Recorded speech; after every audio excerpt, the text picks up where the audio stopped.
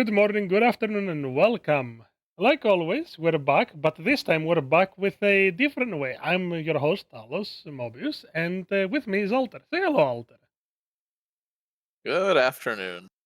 Today we're going to be doing something different, and I did mention at one point that Thundering Thursdays are coming back better than ever, I'd say.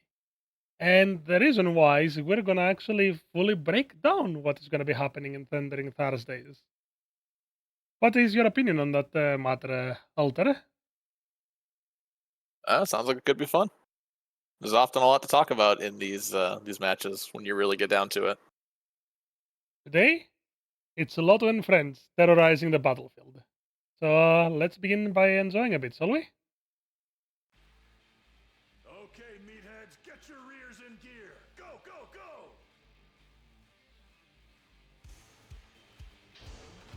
As you can see already, the 500 cost support, Loto is on the battlefield. The support can go both on ground and space, but in Arctic base it surprisingly shines really brightly.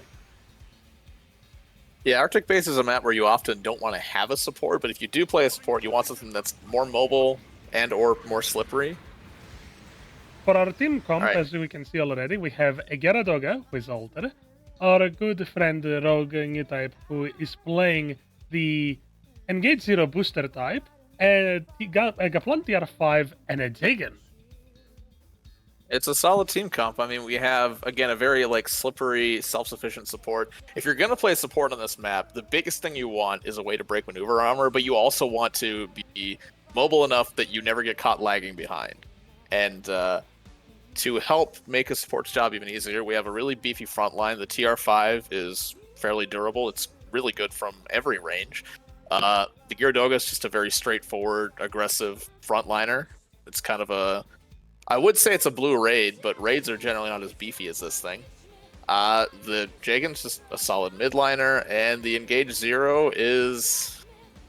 I mean, we just talked about it the other day, but it's a very aggressive, mostly melee-oriented raid. Just kind of doing standard raid things, but that's a lot easier to do when you have a beefy front line, a solid midliner, and a very flexible support. So let's proceed to watch the video and see how things evolve. And immediately we do the one thing you should really always do in Arctic Base. Immediately go up onto the structure. Don't play NASCAR. Don't do the merry-go-round. Just go right up onto the structure because you'll be able to deal with people who also went up onto the structure, but you'll also be able to deal with people who are playing the NASCAR. Gives you the greatest deal of agency over your situation.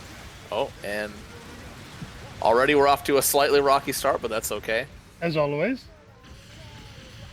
The start was a bit rocky, but honestly it was all in good favor, because even if we lose one person here and that's me as the support, because I butchered my shots, it's still a good way to start the fight, because we got 2 kills with good assists on both, and 3 kills just now, and they've only gotten 1 kill in the capture. Alter had his people are... 30%. Oh, people are just so afraid of dying in this game, but it's like, if you can die to enable your team to get 2 or 3 kills, that's absolutely worth it every single time. It's just this is always just a numbers game. We had also Alter ditch the mobile so that it was almost destroyed for a relatively ballsy move.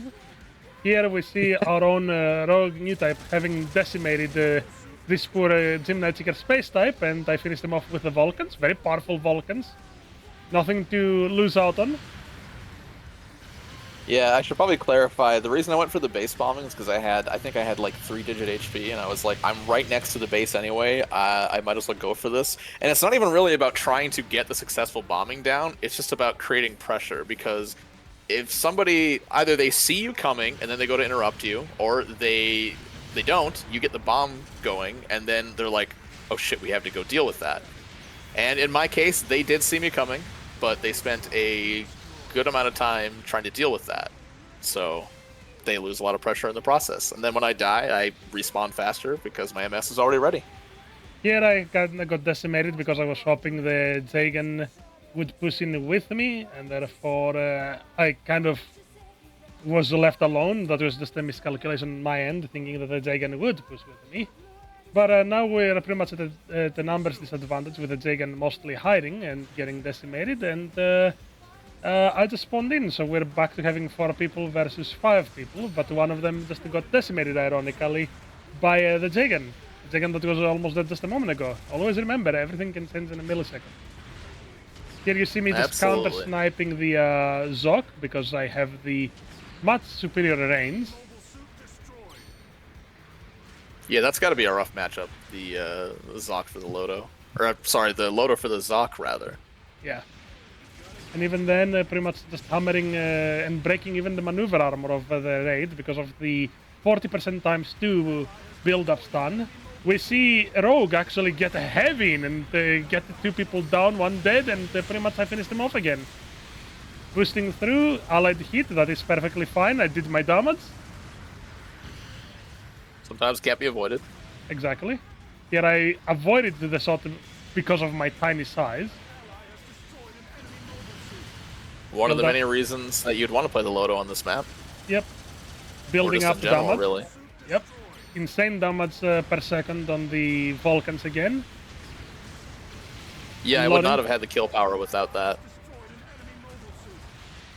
It's one proof again that do not underestimate the mobile suit because of how small, how squishy it may be, just because it's a support where you expect that they don't do really much damage. Supports are masters when it comes to damage. This was kind of a shitposting move on my end. I went for another base bombing just because we had time, and I was like, I could probably get away with this. And we had such a commanding lead that I went for it anyway. Yep. I wouldn't necessarily endorse this otherwise. Yeah, here I was just dodging and weaving the Psycho Zaku, but just like he stunned me, I stunned him. Here I should have gotten the counter, but latency is never a friend. Yeah. And I was hoping to intercept the Loto, the Psycho Zaku on the Loto, but the Zoc was in my way, so I knew I had to deal with that. Yep. Unfortunately, a lot of latency will lead to unsuccessful counters and everything. Always remember that. It's and also recovery times. An allied unit. You could make the excuse that the Sakozaku had recovered quickly enough to avoid me countering it, but I wouldn't say that 100%. We are well. We're all responding at the same time, mostly just aiming to cause a little bit of havoc so that people will not repair quickly enough. Always have someone in the field to disrupt people. Yeah, when you get a full wipe or even a partial wipe like that, you generally want to respawn in groups. Again, a very beautiful stun build-up, lighting him up. Again, latency, you saw that the missile missed me, but oh well. Latency happens. I think the worst Sturmfaust I've ever fired. Once again, the suppressive nature of the Loto. The fact that you're able to just unleash that much DPS, it's literally absurd. Once again, stabilization device. Absolutely. Don't slip on it. It's a very useful skill. I'd rather take the damage anytime for a guaranteed counter.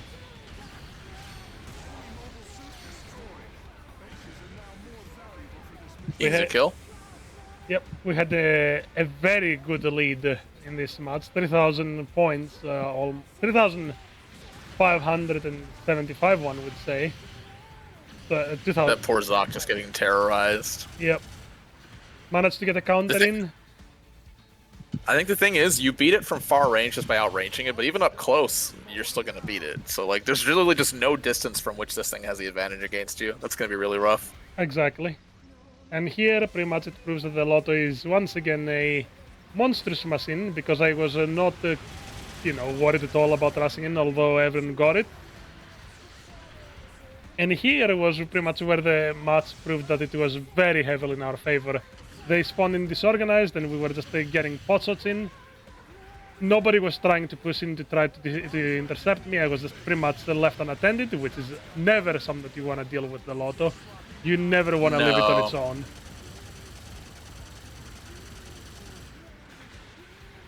Oh yeah, I went for the other base bomb just because I could. I promise I don't normally do that. You would never see me do this, like 3 attempts in one game, but that was We It do a was little trolling. it was very bad. Just an unfortunate event for them. You can see again the Loto's reigns, and again the fact that I can shoot the Vulcans from that far. And Oh yeah. this was just mostly all in good fun, to put it lightly. I'm somehow still alive. Yeah, you were somehow still alive, and yeah, I was literally just considering that there was no worry really on what we could do there. Clear out of the hot zone. Enemy base has been bombed. Keep it up. At that point, I went back in just in case somebody spawned to stop the bomb. Not that it mattered, not that we needed it, but I was like, nah, let's just to drive this one home. But nobody showed up, and there's nothing else going on. I was too low to repair or respawn. I think I had exactly 70 health, so I just kind of didn't do anything there. Yep. As you can see here, leaving the lot unattended is not a good business deal. Never do that. Ever. No. Also, please God, don't go thinking I'm D. This is my console alt. I play primarily on PC. I am A there, I promise. But yeah, I think the Loto really is the ideal support to be playing on Arctic base. Like, it's in a vacuum. There's not a better support you could be playing. It's small, it's slippery, it's mobile, it's flexible. It Good got from all ranges. yeah, it got even sniping range, as you've noticed. And importantly, you have a reliable maneuver armor break, which is something you like. That's a lifeline on that map. It's something you want on supports in general, but on a map, especially where it can be difficult to create distance, you really need that. I think overall this is what covers though this video. This is once again a proof when we say that very often, if you have the multipliers of a support, which is what the Loto has, with the mobility of a general Loto raid, it makes for a broken support, and this is why very often you won't hear me advocating for dodge rolls or maneuver armor easily on supports. Yeah, I mean, there's a reason that they're so stingy with support mobility. Like, can you imagine giving maneuver armor to a support, like, just natively? I realize, like, you know, you have things like biosensor that give it to the full armor double zeta, but, like, imagine, let's say, I don't know, the prototype Stark Jagan with Or maneuver the armor. GPO4. That's The post the buff GPO4. Like, there's, yeah, again, there's a reason that they're generally very conservative about giving mobility options to supports. We kind of just saw it with the Loto. Shock dampeners was all that it needed, and it made it a difficult one. Even stabilization device, the fact that you can just literally block a melee hit and then just counter the second strike. Ugh. Yeah, the majority of supports on Arctic base would be panicking seeing a Psychozaku Mark II. Like, it's just kind of over from the moment you load in for a lot of supports on that map. But or under those circumstances with the Psychozaku Mark II. But no, the Loto is better at dealing with it than most, if nothing else. Exactly. My final thoughts on the video was that always also remember that you have your team. The reason that we were able to win obviously was because there was a lot of training, there was a lot of assists. I did my job, I'd say, for the most part as the support, other than whenever the Sakozaku was there to just maul me to pieces. But even then, I was able to frontline surprisingly respectably well, and in the matter of keeping people occupied for the most part. Yeah, I mean, I was just kind of there to soak up damage and be in front of people and intercept. That should be, though, all that we really have to say. I hope that you enjoyed the commentary breakdown. It's something that we should do a lot more often, just to talk about what mobile suits can and can't do. You'll see more often. It's going to be mostly from my perspective, but eventually in the future, I'm hoping that we can change this and have other perspectives as well to break down what everyone is doing or make them individual videos. Like, we're going to be featuring a specific player. Like, for an example, next time we may have, I don't know, for an example, a Rogue's perspective, or we might have Alter's perspective. We'll figure things out as we go. Yeah, we'll see what we can do. Until then, as always, a thank you to the Patreons. Admiral is Corey Resk, and Private First Class we have Gundam Explained. Thank you for your donations. As always, we'll see you on the battlefield, and this time you get to see when we see you on the battlefield. Till next time, folks. Have a great day, and we'll talk to you later.